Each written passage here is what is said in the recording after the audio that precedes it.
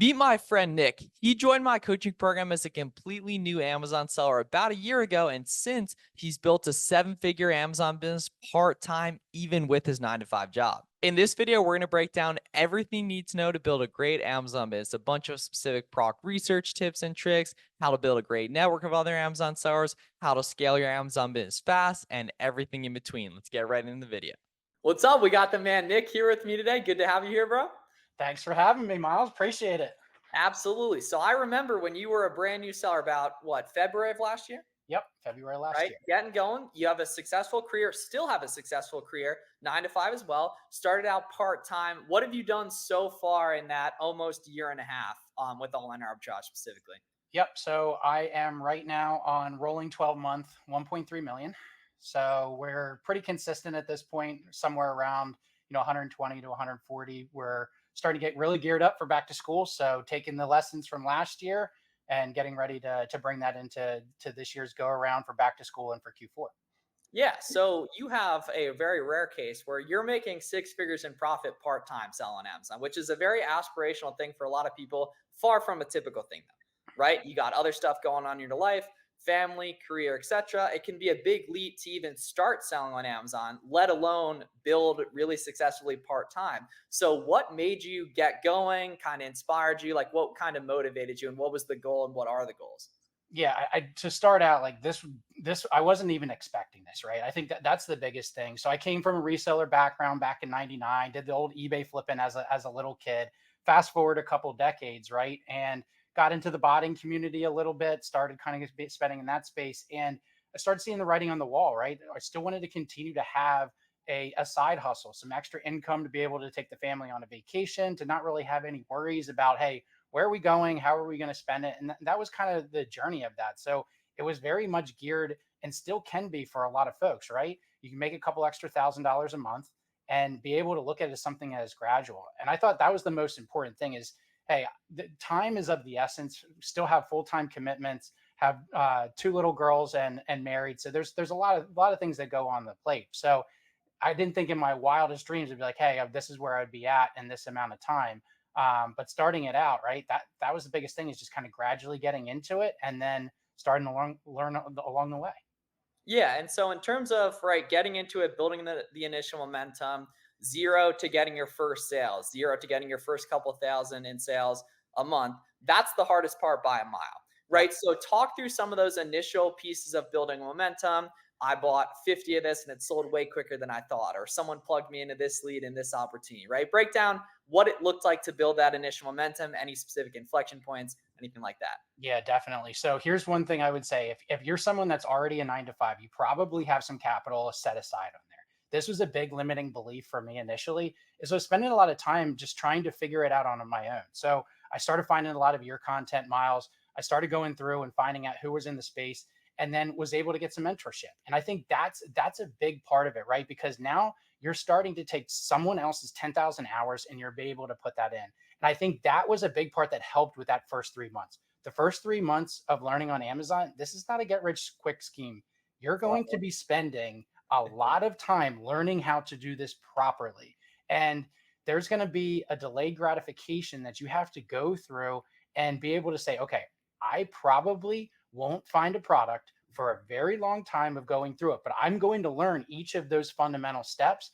And that learning compounds on each other. So, long winded answer to say, the first 3 months were very much geared toward do some learning, apply the learning. Once you apply the learning, go back and do a couple items. I bought the first couple items that I bought way too deep on, and it took quite a few months to be able to remove it. But that was a lesson to learn to be able to say, okay, now I know where I need to be looking at the charts a little bit differently. So some of those quote unquote early failures were some of the best learning experiences because now I can use all of that into when I'm sourcing products and be able to find them quicker. And that's the hard part, though, is it doesn't seem like a learning experience. It seems like, oh crap, I just made this mistake here. But the cool thing is, right, you've done a great job of being active in the community, which that's completely free, right? Finding other people to work with, right? Now, when I'm back in Pennsylvania, we typically get together with like a big group of guys that happen to live locally. We've also made great connections with people, elsewhere too. So you want to kind of break down what that looks like because it's very, very tough to quantify when you've never done it before. But we all get the good morning text. We're sending memes to each other, plugged in on different opportunities, right? So break down like what it actually looks like to be active in the community, have a good group of other sellers you're working with, because it's something everyone should have, and very few people take the actual action steps required to get.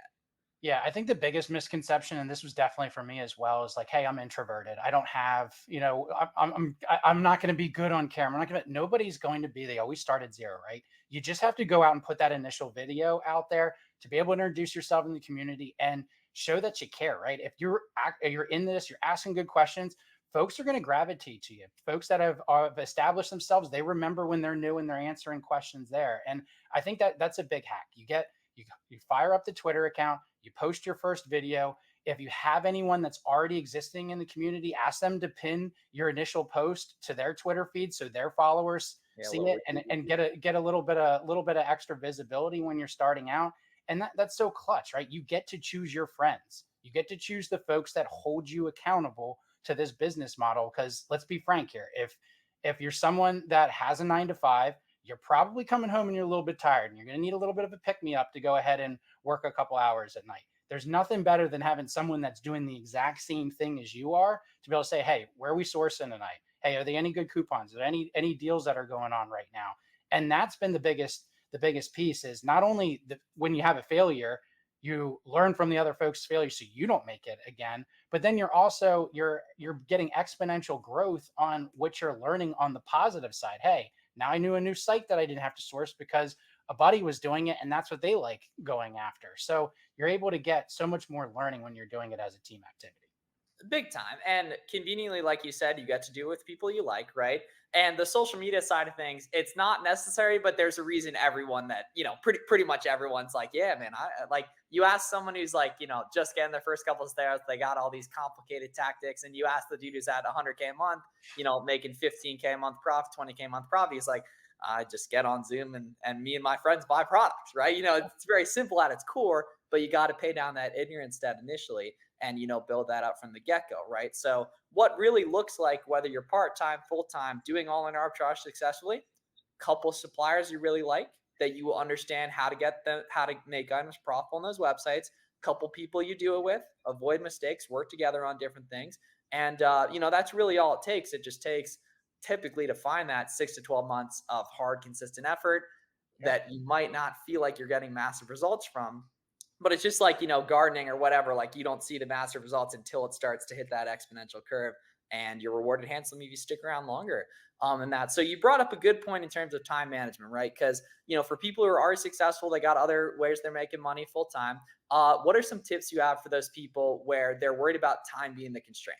Yeah, it's so there's always time, right? So think about your day. Do you really need to be watching the news? Do you really need to have that extra Netflix series? Like you're going to make a sacrifice and going back and thinking like, what was the original reason you're doing this?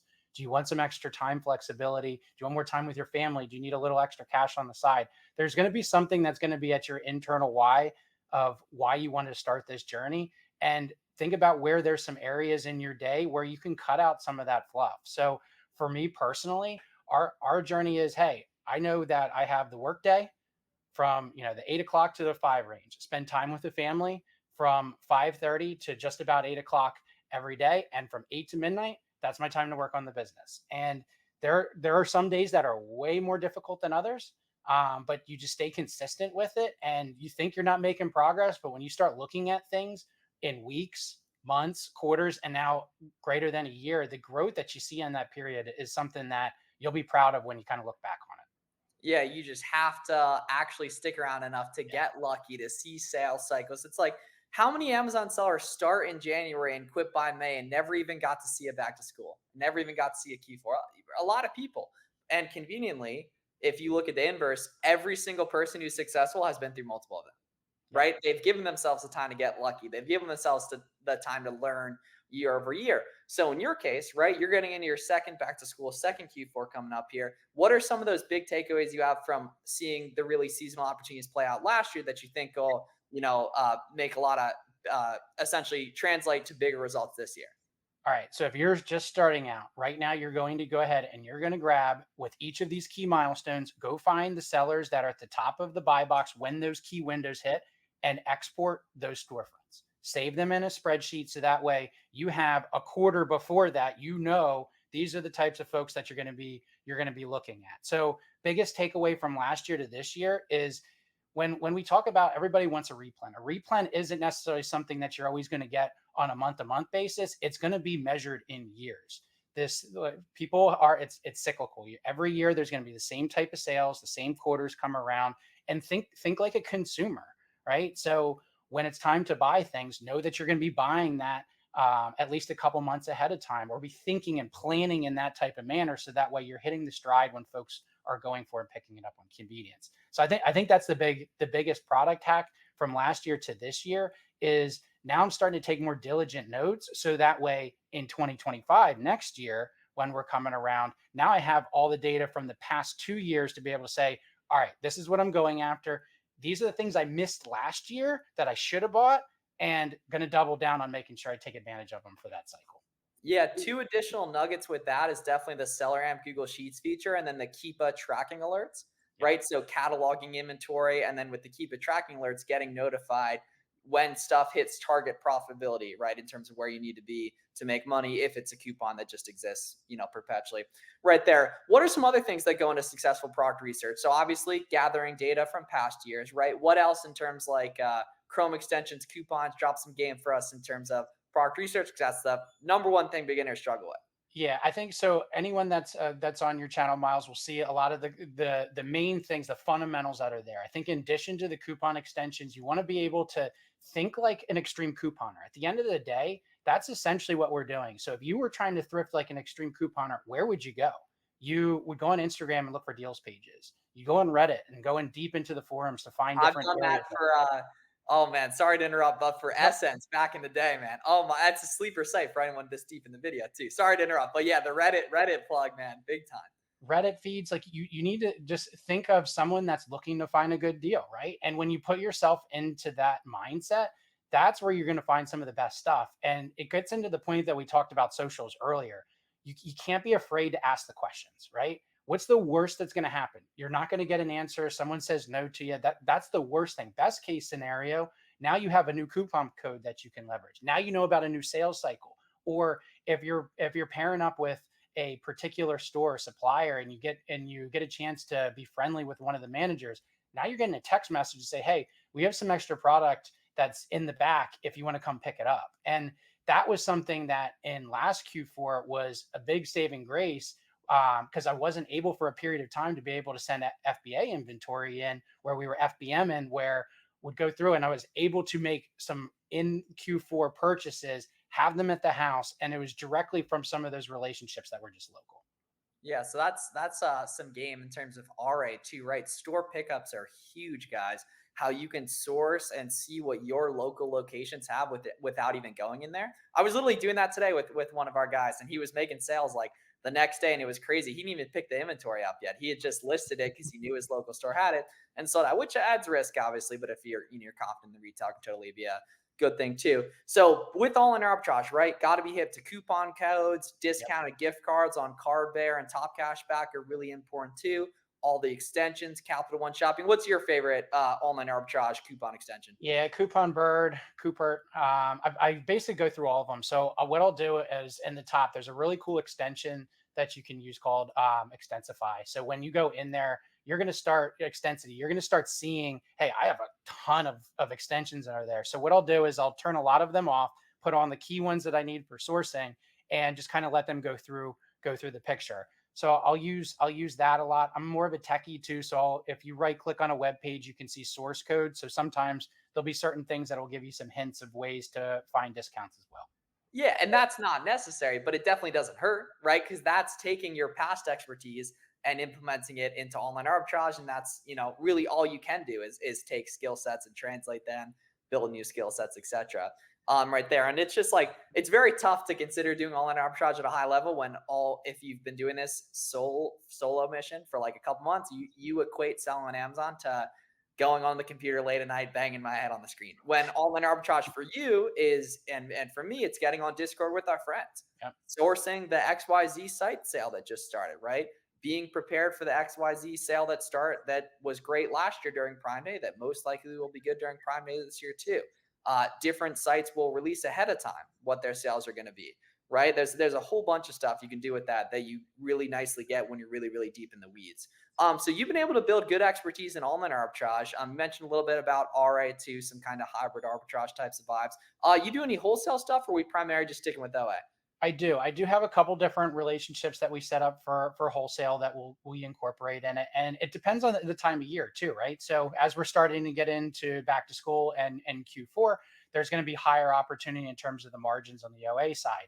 In Q1, the sales cycles are generally not quite as frequent. It's some of the harder times for online arbitrage when relative to the year. So those are some great times to put in some of the wholesale orders. So right now, I look at it as, hey, you want to make sure that you have opportunities in each of those.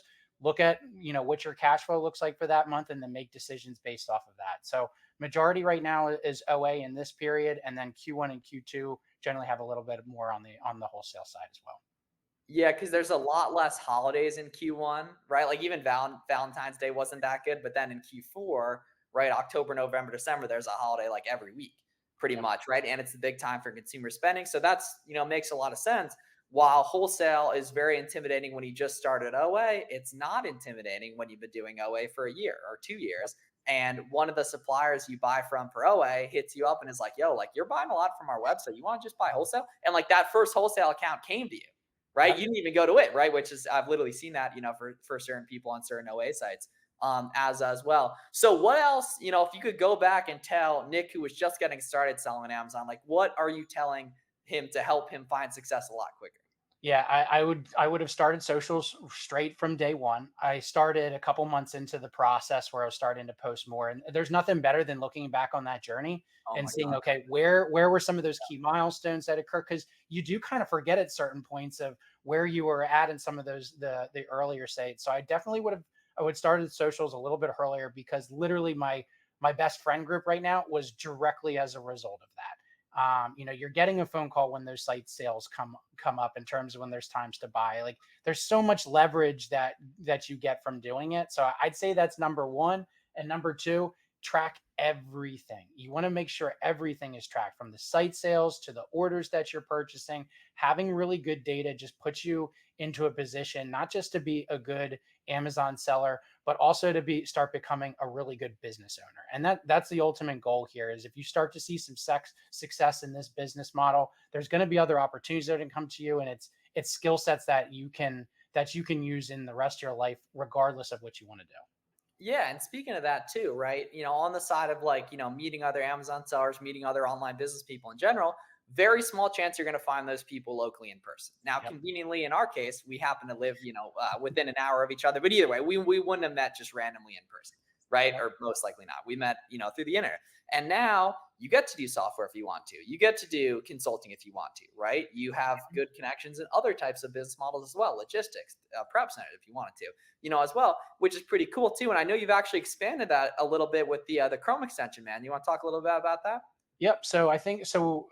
In my 9 to 5, I work as a software engineer and architect. So that's an area of a skill set and a passion that I've been leveraging. Now, applying that into the Amazon business, I started seeing that certain sites would have some key data that we're looking for. How much to buy, right? What's the inventory look like? What's the prices of those for that? So I wrote an extension back in January to find cold stock count. Now, since then, started to document the journey. We have another one that's starting to pull in product feeds. So being able to have extensions to the different websites, what are the UPCs for those? What are the prices that they're getting to? So we get into some more of the data. So I use that as initial test. Now we're starting to do that within a product known as Linkscopic that's free to download, and we'll likely continue to expand that out into other areas to build software for the community. Yeah, and you can't just, or you don't want to just be an Amazon seller, right? Because who knows, Amazon might not be around in 10 years, but your skills, your experiences, the people you meet, that's what's going to translate to other opportunities down the line. And the more you can get into the community, the more those opportunities present themselves too. and everything. So as we finish up here, Nick, where can people follow you on social media and where can they check out the extensions, man? Yep. Yeah. So Nick Spizak _ on all socials. And in the Chrome Web Store, there's the Linkscopic Copilot. Boom. So check that out right there. That was some serious game in terms like that online arbitrage sourcing stuff as well too. You're a perfect example of how to do this successfully part-time. And I'm super proud of everything you've done. And thanks everyone for watching. Y'all go follow Nick on socials right there as well. Content pumping out per usual. Oh yeah. Oh Right? yeah. Yeah. Y'all check out my boy. I see it right there. Yeah. So appreciate you guys watching. Check out the links in the description. Follow Nick on socials. And we'll see you guys on the next one. Thanks a lot for coming on, man.